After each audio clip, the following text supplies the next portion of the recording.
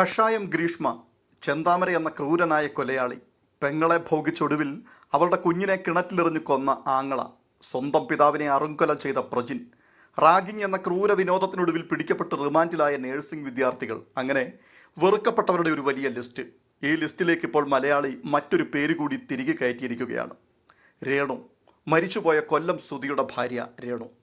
അനാശാസ്യ പ്രവർത്തനങ്ങളിൽ ഒന്നും ഏർപ്പെട്ടിട്ടല്ല, ഉപജീവന മാർഗത്തിനു വേണ്ടി അവർ അഭിനയിക്കുവാൻ തയ്യാറായി. അഭിനയ ആൽബം അല്പം റൊമാൻറ്റിക്കായി പോയി, അതാണ് പ്രശ്നം. പക്ഷെ കണ്ടു നിന്നവർക്ക് അത് റൊമാൻറ്റിക്കായിട്ടല്ല തോന്നിയത്. കൊല്ലം സുധിയുടെ ഓർമ്മകൾ മരിക്കുന്നതിന് മുൻപ് തന്നെ അവിഹിതത്തിന് വേണ്ടി പരസ്യമായി ഇറങ്ങിപ്പുറപ്പെട്ട അയാളുടെ മോശക്കാരിയായ ഭാര്യ എന്ന രീതിയിലാണ് അവരെ ചിത്രീകരിക്കുന്നത്. സോഷ്യൽ മീഡിയയിൽ ഇപ്പോൾ കൊല്ലം സുധിയുടെ ഭാര്യയെ വളഞ്ഞിട്ട് ആക്രമിക്കുന്ന കാഴ്ചയാണ് കാണുവാൻ കഴിയുന്നത്. അനാശാസ്യ പ്രവർത്തനത്തിന് ഇറങ്ങിപ്പുറപ്പെട്ടു പച്ചയ്ക്ക് പിടിക്കപ്പെട്ടതുപോലെയോ അല്ലെങ്കിൽ രാജ്യദ്രോഹ കുറ്റം ചെയ്ത് ശിക്ഷ ഏറ്റുവാങ്ങാൻ വിധിക്കപ്പെട്ട കുറ്റവാളിയെപ്പോലെയൊക്കെയാണ് സമൂഹ മാധ്യമങ്ങൾ സുധിയുടെ ഭാര്യയെ ചിത്രീകരിക്കുന്നത്. ഇത് റിയൽ ലൈഫ് അല്ല, വയറ്റിപ്പഴപ്പിന് വേണ്ടിയുള്ളൊരു മാർഗം കണ്ടെത്തുകയാണവർ. അഭിനയമാണിത്. ഇത് പറയുമ്പോൾ ഈ തൊഴിലല്ലാതെ മറ്റേതെങ്കിലും തൊഴിൽ അവർക്ക് തിരഞ്ഞെടുക്കുവാൻ പാടില്ലായിരുന്നോ എന്നുള്ളതാണ് മറുചോദ്യം. എന്ന് വെച്ചാൽ ആരുടെയെങ്കിലും പഴയ ഒരു ഫുൾ കൈ ഉടുപ്പും വാങ്ങി കയ്യിൽ ഒരു വെട്ടുകത്തിയും പിടിച്ച് 10 സ്ത്രീകൾക്കൊപ്പം എവിടെയെങ്കിലും തൊഴിലുറപ്പിന് പോയി അവിടെ നിന്നുകൊണ്ടൊരു സെൽഫി എടുത്ത് ഇൻസ്റ്റാഗ്രാമിലും ഫേസ്ബുക്കിലുമൊക്കെ പോസ്റ്റ് ചെയ്തിരുന്നുവെങ്കിൽ കാണുന്ന എല്ലാവർക്കും സന്തോഷവുമാകുമായിരുന്നു, 10 സഹതാപത്തിൻ്റെ കമൻറ്റുകളും കിട്ടുമായിരുന്നു. ഭർത്താവ് മരിച്ചുപോയൊരു സ്ത്രീക്ക് അതിനപ്പുറത്തുള്ള വെച്ചുകെട്ടലുകളുടെ ഒന്നും ആവശ്യമില്ല. കൊല്ലം സുധിയുടെ ഭാര്യയുടെ ഈ റീല് കണ്ടിട്ട് നിങ്ങൾക്ക് ഇത്രയധികം കുരു പൊട്ടുന്നുണ്ടെങ്കിൽ ഇവിടെയുള്ള സിനിമാ നടികളെക്കുറിച്ച് എന്തുകൊണ്ടാണ് നിങ്ങൾ മിണ്ടാതിരിക്കുന്നത്? അവരിൽ പലരും ഇതിനേക്കാൾ അപ്പുറം അഭിനയ മേഖലകളിൽ പുരുഷന്മാരുമായി റൊമാൻറ്റിക് സീനുകളിൽ ഇഴുകിച്ചേർന്ന് അഭിനയിക്കുന്നവരാണ്. അവർക്കെതിരെ എന്തുകൊണ്ടാണ് നിങ്ങൾ പോസ്റ്റർ അടിക്കാത്തത്? അവർക്കെതിരെ എന്തുകൊണ്ടാണ് നിങ്ങൾ കമൻ്റ് എഴുത്ത് തൊഴിലാളികൾ പടവാളെടുത്തുകൊണ്ടിറങ്ങാത്തത്? നിങ്ങളുടെ കാഴ്ചപ്പാടിൽ അവർ ചെയ്യുന്നതും തെറ്റ് തന്നെയല്ലേ? സ്വന്തം ഭർത്താവും മക്കളുമൊക്കെ ജീവിച്ചിരിക്കുമ്പോൾ അവരെ കാണിച്ചുകൊണ്ടല്ലേ മോഹൻലാലിൻ്റെയും മമ്മൂട്ടിയുടെയും പൃഥ്വിരാജിൻ്റെയും ഒക്കെ ഒപ്പം റൊമാൻറ്റിക് സീനുകളിൽ കൈമെയ് മറന്ന് ഇവരൊക്കെ അഭിനയിക്കുന്നത്? അതെന്തുകൊണ്ടാണ് പ്രബുദ്ധ കേരളം ചർച്ചയ്ക്കെടുക്കാത്തത്?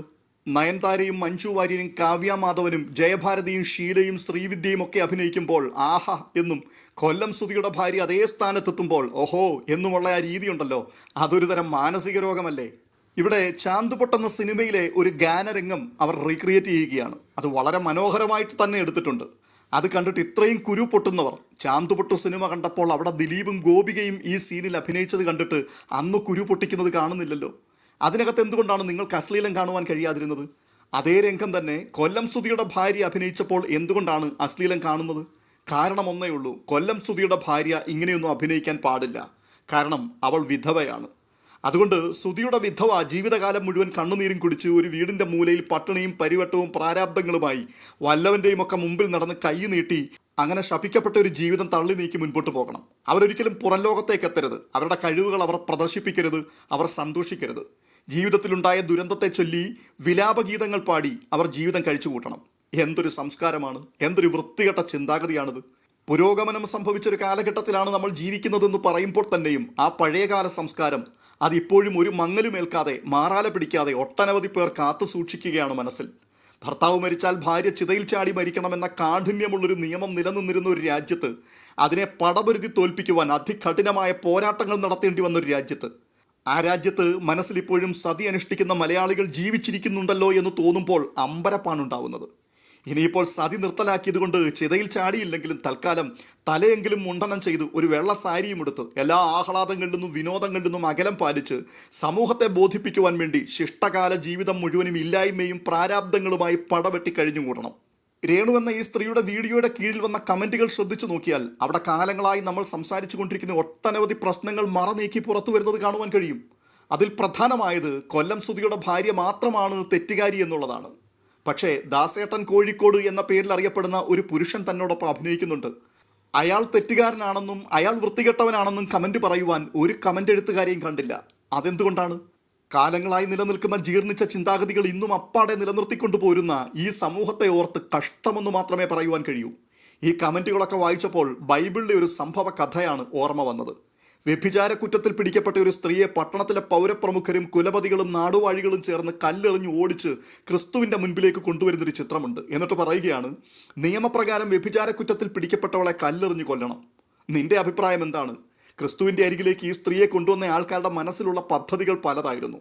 അവളെ കല്ലെറിഞ്ഞ് കൊന്നേക്ക്, നിയമം അങ്ങനെയല്ലേ പറയുന്നത് എന്ന് ക്രിസ്തു പറഞ്ഞാൽ പിന്നെ നീ വലിയ സ്നേഹത്തിൻ്റെയും കാരുണ്യത്തിൻ്റെയും പ്രവാചകനും മൊത്തക്കച്ചവടക്കാരനും ഒക്കെയാണ് എന്ന് പറയുന്നതിൽ എന്താണ് അർത്ഥം? ഞങ്ങൾ പറഞ്ഞത് തന്നെയല്ലേ നീയും പറയുന്നത്? അങ്ങനെയെങ്കിൽ ആദ്യം നീ എറി, പിന്നെ ഞങ്ങൾ എറിയാം എന്നുള്ള പ്ലാനിങ് അവർ നടപ്പാക്കും.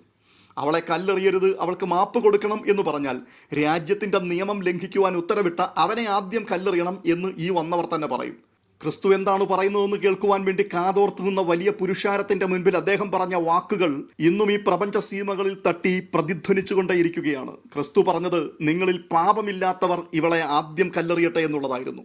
കൊല്ലം സുധിയുടെ ഭാര്യ രേണുവിനെ കല്ലെറിഞ്ഞു കൊല്ലുവാൻ പൊക്കണം നിറയെ കല്ലുമായി ഇറങ്ങിത്തിരിച്ചിരിക്കുന്ന ആൾക്കാരോടും ഇത്രയും മാത്രമേ പറയുവാനുള്ളൂ: നിങ്ങളിൽ പാപമില്ലാത്തവർ, മനസ്സിലും ശരീരത്തിലും 100% വിശുദ്ധി സൂക്ഷിക്കുന്ന, അബദ്ധത്തിൽ പോലും ഒരു വീഴ്ച സംഭവിച്ചിട്ടില്ലാത്തവർ, അങ്ങനെയുള്ളവരൊക്കെയാണല്ലോ ഇപ്പോൾ ഈ കല്ലുമായിട്ട് പുറകിന് ഓടുന്നത്. സ്വന്തം കണ്ണിലെ കോലെടുത്തിട്ട് വേണം അന്യൻ്റെ കണ്ണിലെ കരടെടുക്കുവാൻ എന്നുള്ള ഒരു ബൈബിൾ വാക്യം കൂടി ഇവിടെ ഓർമ്മ വരികയാണ്. സ്വന്തം കണ്ണുകളിൽ വൻമരങ്ങൾ കടപുഴകി വീണ് കിടക്കുമ്പോഴാണ് അന്യൻ്റെ കണ്ണിലെ കരടൂതിക്കളയുവാൻ വേണ്ടി വലിയൊരു കൂട്ടം ആൾക്കാർ ഇവിടെ തയ്യാറെടുപ്പുകൾ നടത്തുന്നത്. തുടർന്ന് ഈ ബൈബിൾ കഥയുടെ അവസാനം ക്രിസ്തു നിലത്ത് കുനിഞ്ഞിരുന്നു കൊണ്ട് എഴുതിക്കൊണ്ടിരുന്നു എന്ന് രേഖപ്പെടുത്തിയിട്ടുണ്ട്. അത് കണ്ടിട്ട് മൂത്തവർ മുതൽ ഇളയവർ വരെ കല്ലുകൾ താഴെയിട്ടിട്ട് മടങ്ങിപ്പോയി എന്നാണ് എഴുതിയിരിക്കുന്നത്. എന്തായിരിക്കും ക്രിസ്തു നിലത്ത് എഴുതിയത് എന്നുള്ളത് ആർക്കും വ്യക്തമല്ല. പക്ഷേ ഞാൻ ചിന്തിക്കുകയാണ്, വ്യഭിചാര കുറ്റത്തിൽ ഒരിക്കലും ഒരാൾ മാത്രമായി പിടിക്കപ്പെടില്ലല്ലോ. വ്യഭിചാരം എന്നുള്ളത് 2 ശരീരങ്ങൾ ഒരുമിച്ച് ചേരുമ്പോൾ സംഭവിക്കുന്നതല്ലേ. എന്നിട്ട് എന്തുകൊണ്ടാണ് സ്ത്രീയെ മാത്രം കൊണ്ടുവന്നിട്ട് പുരുഷനെ വെറുതെ വിട്ടത്? ഒരുപക്ഷെ ക്രിസ്തു അവളുമായിട്ട് രഹസ്യബന്ധം പുലർത്തിയ ഓരോരുത്തരുടെയും പേരുകളായിരിക്കാം മണ്ണിൽ എഴുതി വെച്ചത്. അത് കണ്ടപ്പോൾ മൂത്തയാൾ മുതൽ താഴേക്കിടയിലുള്ള എല്ലാവരും പതിയെ പിന്മാറുവാൻ തുടങ്ങി. കാരണം ഒരുപക്ഷെ അവരുടെയൊക്കെ പേരുകൾ ആ ലിസ്റ്റിൽ ഉണ്ടായിരിക്കാം.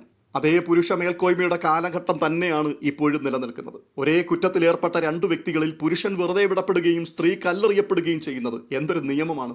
ദാസേട്ടൻ കോഴിക്കോടിനെ കുറിച്ച് ഒരക്ഷരം ആരും ഉരിയാടാതിരിക്കുകയും കൊല്ലം സുധിയുടെ ഭാര്യയെ മാത്രം കല്ലെറിയുകയും ചെയ്യുക, അത് ഏത് കോത്താഴത്തിലെ ഇടപാടാണ് എന്നാണ് ഇപ്പോഴും മനസ്സിലാകാത്തത്. എന്തായാലും ഈ കമൻ്റ് എഴുത്തുകാരെല്ലാവരും കൂടി ചേർന്നിട്ട് ഒരു പുണ്യപ്രവൃത്തി ചെയ്താൽ നല്ലതായിരുന്നു. ശിഷ്ടകാലം ജീവിക്കുവാനുള്ള നല്ലൊരു എമൗണ്ട് രേണുവിൻ്റെയും മക്കളുടെയും പേരിൽ ബാങ്കിൽ ഫിക്സഡ് ഡിപ്പോസിറ്റ് ചെയ്യണം. അവരതിൻ്റെ പലിശ എടുത്ത് ജീവിക്കട്ടെ. എന്തുപറ്റി സക്കീർ ബായിക്ക്? നടക്കില്ല അല്ലേ? നമ്മളെ കൊണ്ട് ആകെപ്പാടെ കഴിയുന്നത് ഇങ്ങനെയുള്ള പിന്തിരിപ്പൻ നെഗറ്റീവ് കമൻറ്റുകൾ എഴുതി വല്ലവൻ്റെയും ജീവിതം കട്ടപ്പുകയാക്കി മാറ്റുക എന്നുള്ളത് മാത്രമാണ്. എന്തായാലും ആ വീഡിയോ വളരെ മനോഹരമായിട്ടാണ് അവർ ക്രിയേറ്റ് ചെയ്തിരിക്കുന്നത്. ദാസേട്ടൻ കോഴിക്കോടിൻ്റെ പ്രൊഫൈലിൽ തന്നെ അതിനോട് റിലേറ്റഡ് ആയിട്ടുള്ള മറ്റ് പല വീഡിയോകളും പോസ്റ്റ് ചെയ്തിട്ടുണ്ട്. അതുകൂടി ഒന്ന് കണ്ടു നോക്കണം. ഇതൊന്നും ആളൊഴിഞ്ഞ് ഏതെങ്കിലും ഒരു അജ്ഞാത കേന്ദ്രത്തിൽ നടക്കുന്ന അനാശാസ്യ പ്രവർത്തനമല്ല. അവിടെയൊക്കെ ധാരാളം ജനങ്ങളുണ്ട്, അത് ഷൂട്ട് ചെയ്യുന്ന ജോലിക്കാരുണ്ട്. പിന്നെ ഒരു പാസ്പോർട്ട് സൈസ് ഫോട്ടോയ്ക്ക് പോലും പോസ് ചെയ്യാൻ അറിയാത്ത മണ്ണുണ്ണികളാണല്ലോ ഈ വന്നിരുന്ന് കമൻറ്റ് ബോക്സിൽ തള്ളി മറിക്കുന്നത്. ഇതൊക്കെ കാണുമ്പോഴാണ് ചിരി വരുന്നത്. അതുകൊണ്ട് തൽക്കാലം അവർക്ക് വലിയ ഉപകാരമൊന്നും ചെയ്ത് അവരുടെ ജീവിതത്തെ ഗുണപ്പെടുത്തിയെടുത്തില്ലെങ്കിലും അവരെ ഉപദ്രവിക്കാതെ അവരുടെ വഴിക്ക് അവരെ വിട്ടേക്കൂ. അവർക്കറിയാവുന്ന ജോലി ചെയ്ത് അവർ ഉപജീവനമാർഗം നോക്കി മുൻപോട്ട് നീങ്ങട്ടെ.